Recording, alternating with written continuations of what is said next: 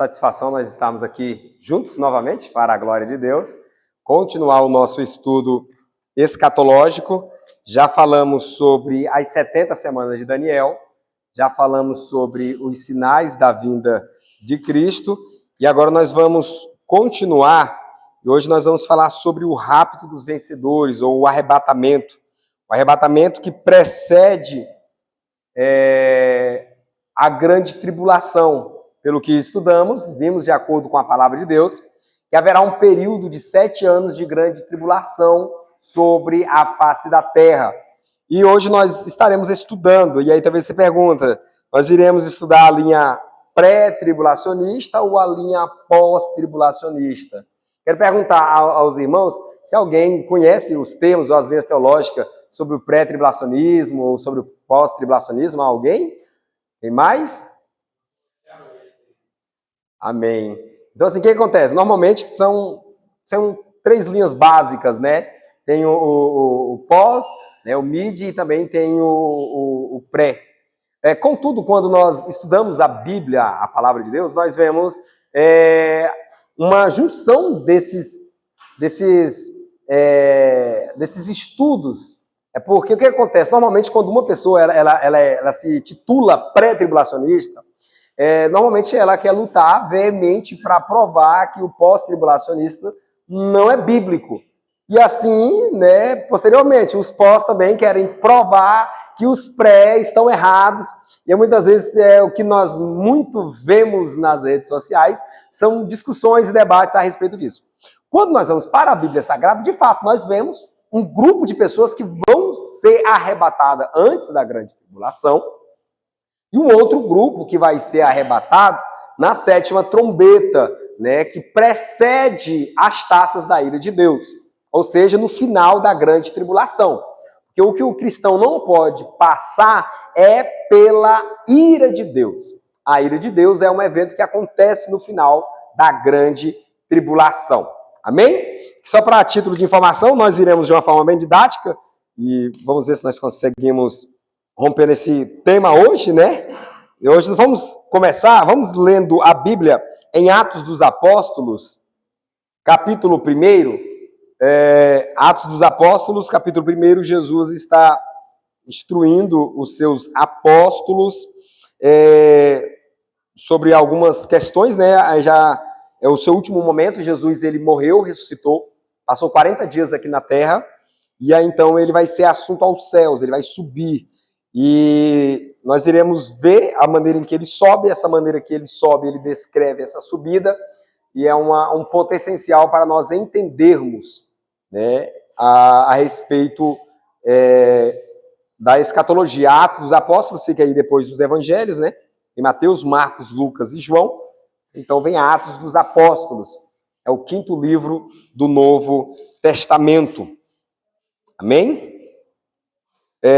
Nós estaremos lendo a partir do versículo de número 4, e eu estarei lendo, a minha versão é João Ferreira de Almeida corrigida.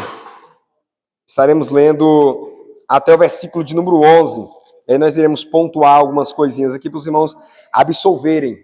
Atos dos Apóstolos, capítulo 1, versículo 4 ao versículo de número 11. Amém? Deixa eu anotar bem aqui, que os irmãos vão pegando, né? Vamos lá,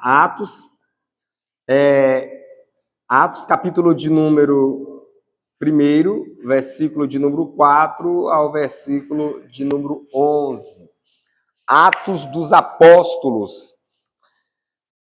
Amém? A leitura diz assim, e estando com eles, né, Jesus, determinou-lhes que não se ausentasse de Jerusalém, mas que esperassem a promessa do Pai, que disse ele, de mim ouviste. Porque, na verdade, João batizou com água, mas vós sereis batizados com o Espírito Santo, não muitos depois destes dias. Aqueles, pois, que se haviam reunidos, perguntaram-lhe, dizendo, Senhor, restaurarás tu neste tempo o reino a Israel? E disse-lhes, não vos pertencem saber os tempos ou as estações que o Pai estabeleceu pelo seu próprio poder, mas recebereis o poder e a virtude do Espírito Santo que há de vir sobre vós, e ser-me-eis minhas testemunhas, tanto em Jerusalém como em toda a Judéia e Samaria e até os confins da terra. E quando dizia isto, vendo eles, foi elevado às alturas, e uma nuvem o recebeu, ocultando-o a seus olhos.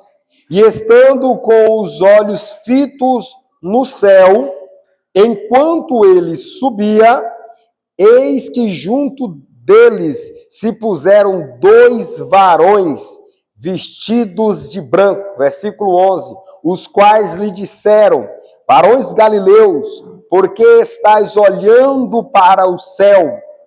Esse Jesus que dentre vós foi recebido em cima no céu, há de vir assim como para o céu o viste ir.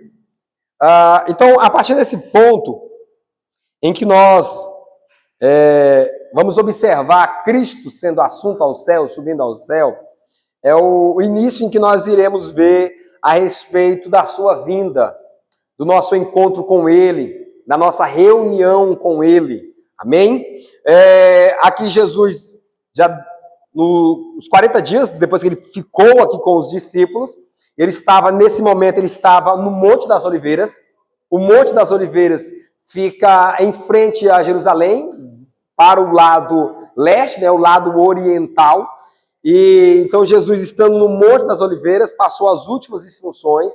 E aí então, ele do Monte das Oliveiras, ele é assunto aos céus. E enquanto os discípulos estão vendo Jesus sendo elevado às alturas, então a nuvem recebe Jesus. Então observe que não é uma nuvem normal que vem receber Jesus. Nós não iremos entrar em muitos detalhes. Isso daqui não é uma nuvem, né, de chuva, não é. Isso daqui essa nuvem é onde está estabelecida o trono de Deus. Essa nuvem você vai ver em toda a Escritura Sagrada. Desde Gênesis a Apocalipse, essa nuvem está presente. Né? Essa nuvem, ela também é uma carruagem. Nós não iremos entrar muito nesse detalhe. Sim, a mesma nuvem, né? A mesma nuvem. Essa nuvem você vai ver em toda a Bíblia Sagrada. E então, o que acontece? Então, Jesus ele é recebido por essa nuvem. Então, ele é ocultado aos olhos daqueles que estão lá no monte. E aí, de repente, chega dois varões. Esses varões aqui são anjos.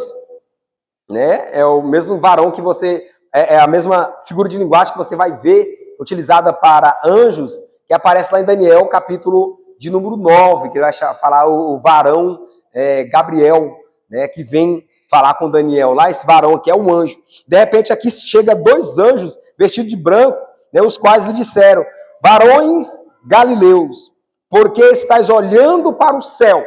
Agora, esse aqui é um ponto essencial também, quando se fala céu no singular. Existe pelo menos 3 céus. Existe o primeiro céu, que é o céu físico, onde nós observamos aqui.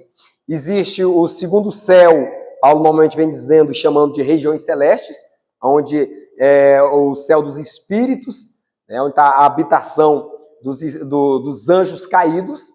E existe o terceiro céu, que é chamado o céu dos céus, lá onde está estabelecido o trono de Deus, né, e assim sucessivamente. A respeito da majestade do governo de Deus está no terceiro céu. Paulo fala isso lá em 2 Coríntios, capítulo de número 12. Ele diz assim: eu conheço um homem, falando dele mesmo, que em corpo ou fora do corpo não sei, mas foi arrebatado até o terceiro céu. Então nós sabemos que tem o terceiro, é porque tem o segundo e também tem o primeiro. Então, quando nós vamos ler a palavra de Deus, nós temos que observar, céu, se fala céu no singular, nós temos que entender se está falando do primeiro, do segundo ou do terceiro, de acordo com o contexto.